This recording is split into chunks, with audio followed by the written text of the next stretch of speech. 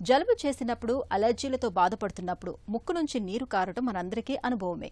అయితే జలుబు, అలర్జీ బాధలు లేకుండానే తరచూ ముక్కు నుంచి నీరు కారుతూ ఉంటే, అది కూడా తల కిందకు వంచినప్పుడు ముక్కు నుంచి నీరు లాంటి ద్రవం కారుతూ ఉంటే అది ఖచ్చితంగా సమస్యే. ఈ రకమైన పరిస్థితిని డాక్టర్లు సెరిబ్రో స్పైనల్ ఫ్లూయిడ్ లీకేజ్గా చెప్తారు. వాడుకలో దీన్నే సిఎస్ఎఫ్ లీకేజ్గా పిలుస్తారు. నిర్లక్ష్యం చేస్తే ప్రాణాంతకంగా పరిణమించే సిఎస్ఎఫ్ లీకేజ్ గురించిన పూర్తి వివరాల్ని డాక్టర్ని అడిగి ఇప్పుడు తెలుసుకుందాం.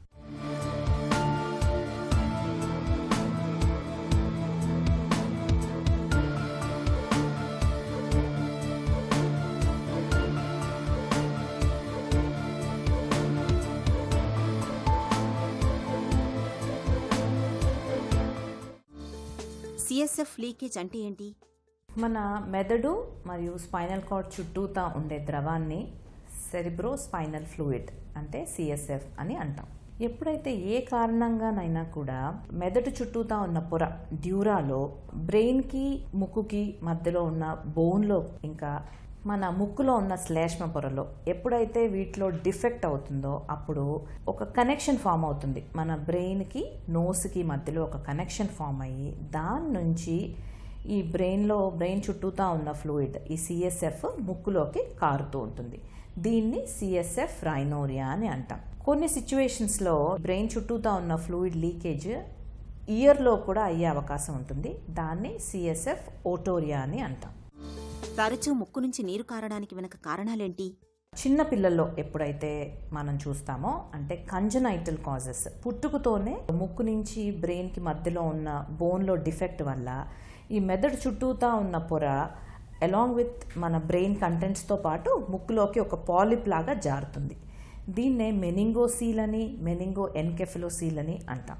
ఇవే కాకుండా ట్రామాటిక్ రీజన్స్ ఉంటాయి కొన్ని. ఈ స్కల్ బేస్ ఫ్రాక్చర్స్ అయినప్పుడు ఆ ఫ్రాక్చర్ లైన్ నుంచి కూడా మనకి కనెక్షన్ ఏర్పడి బ్రెయిన్కి ముక్కుకి మధ్యలో కనెక్షన్ ఏర్పడి దాని నుంచి సిఎస్ఎఫ్ అనేది బయటకి కారుతూ ఉంటుంది. నాన్ ట్రామాటిక్ రీజన్స్ కొన్ని ఉంటాయి. ఎప్పుడైతే వెరీ సివియర్ ఇన్ఫెక్షన్స్ ఉంటాయో అంటే ఫంగల్ ఇన్ఫెక్షన్స్ కానీ ఆర్ ఎక్స్టెన్సివ్ నేసల్ పాలిపోసిస్, ముక్కులో ఈ పాలిప్స్ బాగా ఎక్స్టెన్సివ్గా పెరిగిపోతాయో అప్పుడు కూడా ఈ ముక్కు నుంచి బ్రెయిన్కి మధ్యలో ఉండే ఈ బోన్ బాగా పల్చబడిపోయి దాని నుంచి సిఎస్ఎఫ్ కారే అవకాశం ఉంటుంది. ఇవే కాకుండా కొన్నిసార్లు మన బ్రెయిన్ చుట్టూతా ఉండే ఫ్లూయిడ్లో కొంచెం ప్రెషర్ ఉంటుంది. దీన్ని ఇంట్రాక్రేనియల్ ప్రెషర్ అని అంటాం. ఎప్పుడైతే ఈ ఇంట్రాక్రేనియల్ ప్రెషర్ బాగా పెరిగిపోతుందో అప్పుడు కూడా మనం ఈ సిఎస్ఎఫ్ లీకేజ్ అని ముక్కు ద్వారా కానీ చెవు ద్వారా కానీ చూస్తూ ఉంటాం. సిఎస్ఎఫ్ లీకేజీతో తలెత్తే అనర్థాలేంటి? మోస్ట్ డేంజరస్ కాంప్లికేషన్స్ వచ్చేసి మెనింజైటిస్. ఎందువల్ల వస్తుంది? ఎప్పుడైతే మన ముక్కు నుంచి బ్రెయిన్ వరకు కనెక్షన్ ఏర్పడుతుందో ఏ కారణంగా అయినా మనకు ముక్కులో ఇన్ఫెక్షన్ వస్తే ఆ ఇన్ఫెక్షన్ బ్యాక్టీరియల్ ఇన్ఫెక్షన్స్ ఏవైతే ఉంటాయో అవి బ్రెయిన్ వరకు స్ప్రెడ్ అయ్యి మెనింజైటిస్ అనే వ్యాధి వచ్చే అవకాశం ఉంటుంది. ఇదే కాకుండా ఈ గాలి ఎయిర్ బబుల్స్ ముక్కు నుంచి నా బ్రెయిన్ చుట్టూతా ఉన్న ఫ్లూయిడ్లో స్పేస్లోకి వెళ్ళి దీనివల్ల టెన్షన్ న్యూమోకెఫలస్ అనే వ్యాధి కూడా వస్తుంది. ఈ రెండు కొంచెం కాంప్లికేటెడ్ సిచ్యువేషన్స్. వీటిని ఎంత తొందరగా ట్రీట్ చేస్తే అంత మంచిది. సిఎస్ఎఫ్ లీకేజ్ని ఎలా నిర్ధారిస్తారు?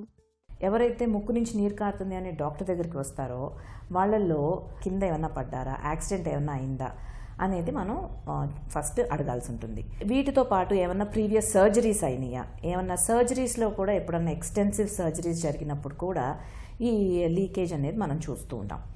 ఇలాంటివి ఫస్ట్ హిస్టరీలో మనం ఎప్పుడైతే కన్ఫర్మ్ చేసుకుంటామో ఇది అవ్వచ్చు, సిఎస్ఎఫ్ రైనోరియా కావచ్చు అని ఎప్పుడైతే అనుకుంటామో అప్పుడు మన ఓపీడీలోనే డయాగ్నోస్టిక్ నేసల్ ఎండోస్కోపీ అనే ఒక పరీక్ష చేస్తాం.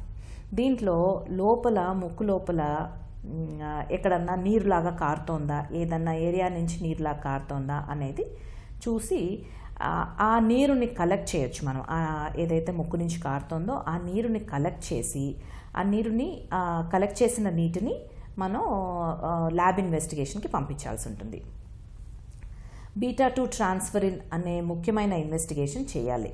దీంట్లో మనకి వెదర్ ఇఫ్ ఈ బీటా-2 ట్రాన్స్ఫరిన్ పాజిటివ్ వస్తే కనుక అది 100% సిఎస్ఎఫ్ అని మనకు అర్థమైపోతుంది. ఈ ఈ ఇన్ కేస్ మనకి అవైలబిలిటీ లేదు, బీటా-2 ట్రాన్స్ఫెరిన్ అవైలబిలిటీ లేనప్పుడు దాన్ని గ్లూకోజ్ పరీక్ష కూడా చేసి దాంట్లో ఎప్పుడైతే ఎక్కువ శాతం గ్లూకోజ్ ఉంటుందో అప్పుడు కూడా మనం దాన్ని సిఎస్ఎఫ్ అని కన్సిడర్ చేస్తాం.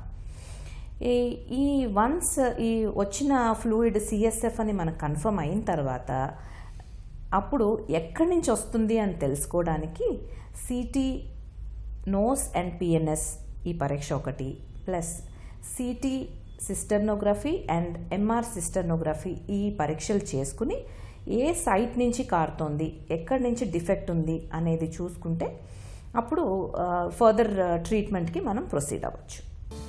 సిఎస్ఎఫ్ లీకేజీకి చికిత్స ఎలా ఉంటుంది? In case if it is సర్జికల్గా మనం సర్జరీ చేసేటప్పుడే మనకి లీకేజ్ కనిపిస్తే కనుక వెంటనే దాన్ని సీల్ చేయాల్సిన అవసరం పడుతుంది. అదే కాకుండా వేరే కారణాల వల్ల ఎప్పుడైతే సిఎస్ఎఫ్ లీకేజ్ మనం చూస్తామో ఫస్ట్ ఇనీషియల్గా యాంటీబయాటిక్స్, ఈ ఇంట్రాక్రేనియల్ ప్రెషర్ తగ్గడానికి సంబంధించిన మందులు ఇవి స్టార్ట్ చేయాల్సి ఉంటుంది. And most importantly complete bed రెస్ట్తో పాటు ఈ మందులు వేసుకున్నట్లయితే ఇనీషియల్ స్టేజెస్లోనే ఈ మన సిఎస్ఎఫ్ రైనోరియాని మనం స్టాప్ చేయగలుగుతాం. ఇలా అవ్వలేని పరిస్థితిలో ఎప్పుడైతే ఈ మన ట్రీట్మెంట్ తోటి రెస్పాండ్ అవ్వలేదో, ఇంకా లీకేజ్ అవుతోందో అప్పుడు సీరియల్ లంబార్ పంక్చర్స్ అని చేస్తాం.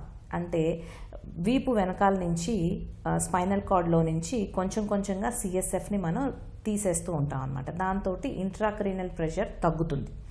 దీనివల్ల కూడా ఎప్పుడైతే ఇంట్రాక్రీనియల్ ప్రెషర్ తగ్గుతుందో అప్పుడు ఈ బ్రెయిన్లో ఏదైతే డిఫెక్ట్ ఉంటుందో అది ఆటోమేటిక్గా సీల్ అయిపోతుంది. సో దీంతో కూడా ఎప్పుడైతే ట్రీట్మెంట్ అవ్వదో, ఎప్పుడైతే రెస్పాండ్ అవ్వరో ఆ నెక్స్ట్ వచ్చేది సర్జరీ. అప్పుడు సర్జికల్ ఇంటర్వెన్షన్ చేయాల్సిన అవసరం ఉంటుంది. ఈ సర్జరీ 2 రకాలుగా ఉంటుంది, intracranial approach and endoscopic nasal approach. Intracranial approach usually neurosurgeons చేస్తూ ఉంటారు. ఎండోస్కోపిక్ నేసల్ అప్రోచ్ ఇది ఎండోస్కోపిక్ ద్వారా ముక్కు నుంచి లోపలికి వెళ్ళి ఆ సైట్ ఆఫ్ లీకేజ్ ఎక్కడైతే ఉంది డిఫెక్ట్ అనేది దాన్ని కనుక్కుని ఫ్లాప్ ద్వారా కానీ వేరియస్ మెటీరియల్స్, ఫైబ్రిన్ గ్లూ కానివ్వండి, టిష్యూ గ్లూ ఇవన్నీ పెట్టి మనం దాన్ని సీల్ చేస్తాం అన్నమాట. జలుబు చేయకుండా తరచూ ముక్కు నుంచి స్వచ్ఛమైన నీటిని తలపించే ద్రవం కారుతున్నప్పుడు నిర్లక్ష్యం చేయకుండా వెంటనే డాక్టర్ని సంప్రదించాలి. సిఎస్ఎఫ్ లీకేజ్ వంటి సమస్యని తొలిదశలో గుర్తిస్తే తగిన వైద్యం అందించడం ద్వారా లీకేజీని ఇట్టే అరికట్టవచ్చు.